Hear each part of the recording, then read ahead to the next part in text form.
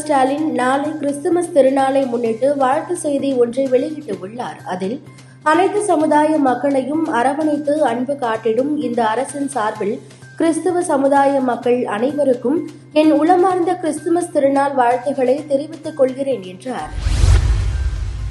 பாரதிய ஜனதாவிற்கு பதிலடி கொடுக்கும் வகையில் இந்தியா கூட்டணியை மேலும் வலிமைப்படுத்த காங்கிரஸ் திட்டமிட்டு உள்ளது.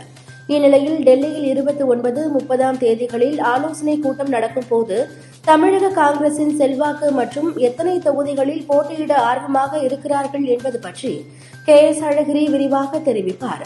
அதன் அடிப்படையில் திமுகவிடம் தொகுதிகளை பெறுவது பற்றி காங்கிரஸ் மேலிடம் இறுதி முடிவு செய்யும்.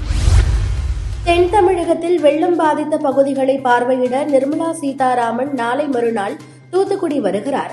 டெல்லியில் இருந்து விமானம் மூலம் மதுரை வரும் அவர் அங்கிருந்து ஹெலிகாப்டர் மூலம் தூத்துக்குடி செல்கிறார். பகல் 12:30 மணியளவில் தூத்துக்குடி கலெக்டர் அலுவலகத்தில் அதிகாரிகளுடன் ஆலோசனை நடத்துகிறார். பின்னர் அங்கிருந்து வெள்ளம் பாதித்த பகுதிகளை பார்வையிட செல்கிறார்.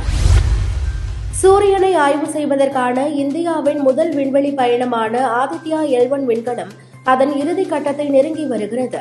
L1 புள்ளியில் விண்கலம் நுழைவதற்கான கடைசி ஏற்பாடுகள் தற்போது தீவிரமாக நடந்து வருகிறது. வருகிற ஜனவரி 6 தேதி அன்று ஆதித்யா L1 புள்ளியில் நுழையும்.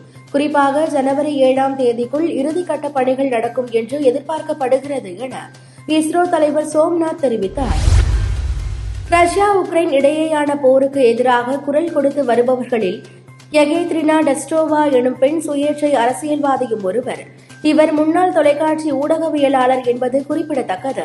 தேர்தலில் புதினுக்கு எதிராக போட்டியிட எகேத்ரினா வேட்புமனு தாக்கல் செய்தார்.